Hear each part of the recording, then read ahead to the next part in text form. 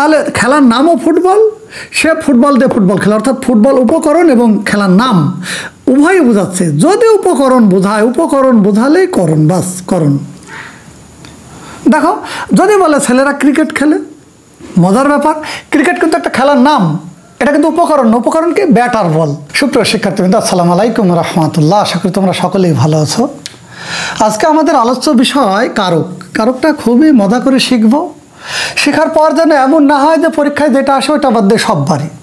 একটু সিস্টেমেটিক্যালি গতানুগতিক ধারার বাইরে গিয়ে শিখবো এবং আশা করি এরপর আর সমস্যা থাকবে না। একটু মনোযোগ সহকারে তোমরা ক্লাসটা দেখবা। তো আমাদের আলোচ্য বিষয় কারক, অর্থাৎ নামের ভিতরেই কাম থাকে। একটা কথা আমি প্রায় বলি, দেখি এর নামের ভিতরে কিভাবে কাম লুকায়িত আছে। কারক আমাদের আলোচ্য বিষয়। তাহলে নামকে যদি ভাঙা যায় তাহলে এখানে কি কি হয় দেখো তো। ক্রি যোগ নক হয়, এই ক্রি যোগ নক। তাহলে ক্রি যোগ নক, এই ক্রি অর্থ কি? ক্রি অর্থ ক্রিয়া, দেখো ক্রিয়া। আর নক অর্থ হচ্ছে সম্পর্ক, এই যে সম্পর্ক। দারুণ ব্যাপার। ক্রিয়া সম্পর্ক, অর্থাৎ ক্রিয়ার সাথে সম্পর্ক ভেদে ভিন্ন ভিন্ন নাম ধারণ করবে। কিন্তু মজার ব্যাপার, অর্থাৎ কারকটা কি আসলে? একটা বাক্যে ক্রিয়া থাকবে, ওই ক্রিয়ার সাথে অন্যান্য পদ থাকবে। তাহলে ক্রিয়ার সাথে অন্য পদের কি সম্পর্ক? সম্পর্কটা ভেদে কখনো হবে কর্তৃকারক, কখনো কর্মকারক, কখনো করণকারক, ইত্যাদি ইত্যাদি। যেমন একটুখানি খোলা করি ব্যাপারটা দেখো। যদি বলে যে বাঁশি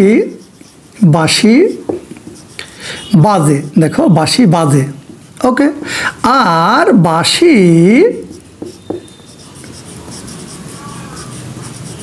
বাজায়, দেখো মজার ব্যাপার। এই দুটি বাক্যে কিন্তু বাঁশি একই শব্দ, দেখো।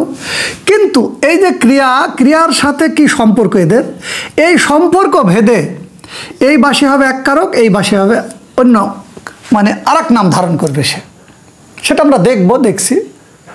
অর্থাৎ একই শব্দ কিন্তু দেখো ক্রিয়ার সাথে সম্পর্ক ভেদে সে কারক, ভিন্ন ভিন্ন কারক হচ্ছে। আমরা যদি একটু বাস্তব উদাহরণের দিকে তাকাই তাহলে খুবই ভালো লাগবে। দেখো আমি যখন তোমাদেরকে পড়াচ্ছি তখন কিন্তু আমি শিক্ষক, আমার পরিচয়। আমি যখন আমার সন্তানের সামনে তখন আমি পিতা, আমি যখন আমার মায়ের সামনে, পিতার সামনে, তখন আমি কিন্তু সন্তান। তাহলে আমি একই ব্যক্তি, দেখো ভিন্ন ভিন্ন জায়গায় আমি ভিন্ন ভিন্ন নাম ধারণ করছি। ঠিক এরকম ক্রিয়ার সাথে পদের অন্য, এই যে দেখো ক্রিয়ার সাথে এই যে দাগ দেওয়া আছে যে পদের নিচে, এই পদটার কি সম্পর্ক, সেই সম্পর্ক ভেদে সে নাম ধারণ করবে।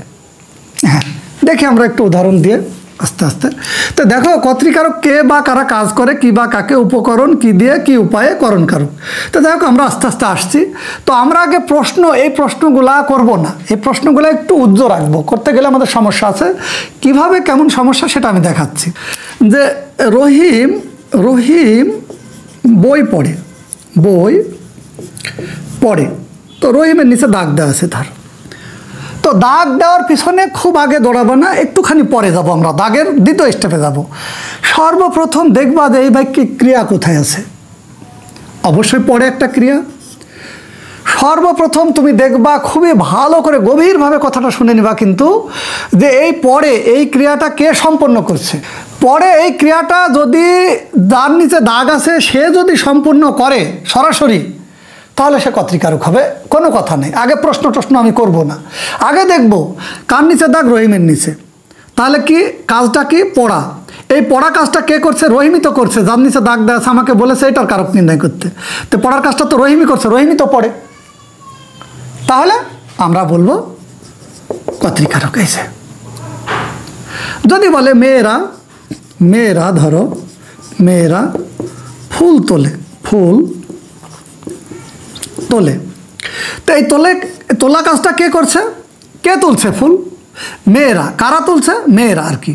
তো এই যে তুমি সর্বপ্রথম দেখবা মেয়ের নিচে দাগ দেওয়া আছে, এই দাগ দেওয়া পদটাকে এই কাজটা করছে সরাসরি, দেখো সম্পন্ন করছে, তুলছে। মেয়েরা ফুল তোলে, তো মেয়েরাই তো তুলে, এই তোলা কাজটা তো মেয়েরাই করছে। তাহলে মেয়েরা কর্তৃকারক। এখন ধরো এই বাক্যে তোমাকে বললো যে বইয়ের নিচে দাগ, এখানে ফুলের নিচে দাগ। দেখো তো সর্বপ্রথম কি করবা, তুমি দেখবা যে পরে এটা আমাদের ক্রিয়া, এই তো আমাদের ক্রিয়া তো এটা, আর এখানে তোলে। তাহলে এই পড়া কাজটা কি বই করে, বই পড়ে নাকি রহিম পড়ে? রহিম পড়ে। তাহলে পড়া কাজটা কিন্তু বই করে না, যে পড়ে, তাহলে রহিম বই পড়ে, তাহলে কি পড়ে? বই পড়ে। তখন তুমি উত্তর পারছো, অর্থাৎ এটা কর্মকারক এসে। মেয়েরা ফুল তোলে, তাহলে কি তুলে? ফুল তোলে, তাহলে এটাও কি কর্মকারক। আগে দেখলে তো কাজ করছে না। এখন তুমি বলতে পারো স্যার আগে প্রশ্ন করলে প্রবলেম হবে, কেমন প্রবলেম দেখি। ধরো বললো তোমাকে যে জল পড়ে, জল পড়ে। এবার তুমি সর্বপ্রথম প্রশ্ন করলা যে জলের নিচে দাগ আছে, এবার এই পড়ে হচ্ছে ক্রিয়া। আচ্ছা, বেশ, খুব ভালো কথা। দেখি আমরা সর্বপ্রথম প্রশ্ন করি, তাহলে কি হবে? তাহলে আমরা বলবো কি পড়ে? জল পড়ে। তাহলে কি দ্বারা প্রশ্ন করলে যে উত্তর পাওয়া যাবে তাহলে কর্মকারক হবে। তাহলে কি পড়ে? জল পড়ে। যদি বলে বাঁশি বাজে, দেখো বাঁশি বাজে, দারুণ ব্যাপার, বাঁশি বাজে, তাহলে বাঁশির নিচে দাগ। এখন যদি বলো কি বাজে? বাঁশি বাজে, তাহলে কি দ্বারা প্রশ্ন করলে তুমি উত্তর পাচ্ছ? তাহলে বাঁশি কি, এখানে দেখো কর্ম, এটাও কর্ম হওয়ার কথা, কর্ম হওয়ার কথা, কিন্তু নো, তুমি প্রথমে প্রশ্ন করে ফেলেছো। আগে তো আমি বলিনি প্রশ্ন করতে।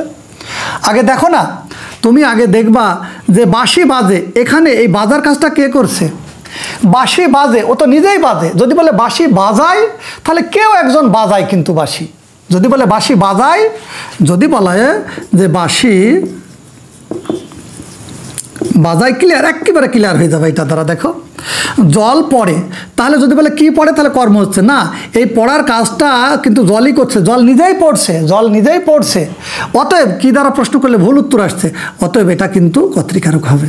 তাহলে পড়ার কাজটা জল নিজেই করছে কিনা, যে পদের নিচে দাগ দেওয়া আছে সে নিজেই কি কাজটা করছে? অবশ্যই জল পড়ে, আমি তুমি পড়ছি না, জলই পড়ে।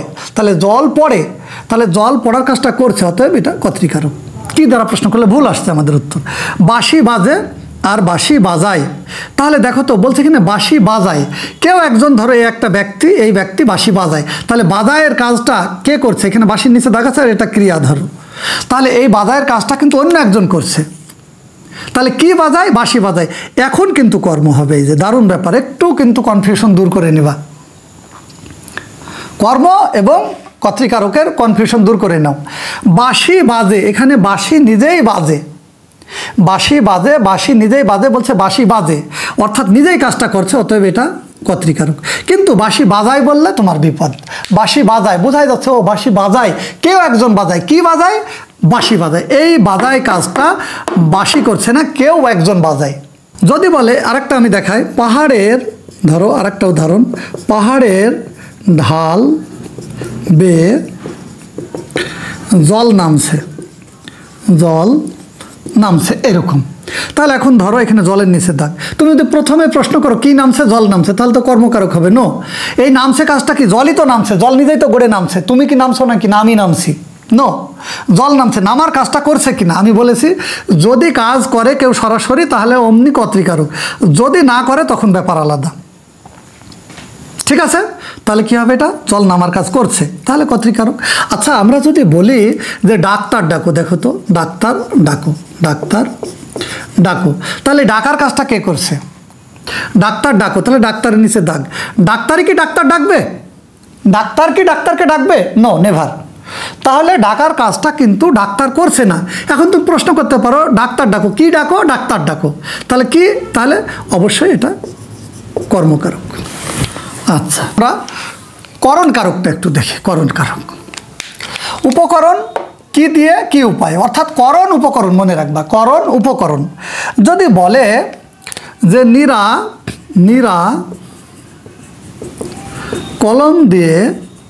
কলম দিয়ে লেখে, তো এখানে দেখো তো এই ক্রিয়া কোথায়? এই লেখে ক্রিয়া, বেশ ভালো কথা। এখন এই কলমের নিচে দাগ আছে, তাহলে এখন দেখো তো সে কি দ্বারা লেখে বা কি দিয়ে লেখে? যদি এটা একটা উপকরণ না, অবশ্যই উপকরণ, তাহলে এটা কি হবে? করণ কারক হবে। কিন্তু কথা আছে, একটু কনফিউজ দূর করে নাও। ধরো তোমাকে বললো, একটু কনফিউজ দূর করে নাও, কলমটা লেখে ভালো, বাস এরকম।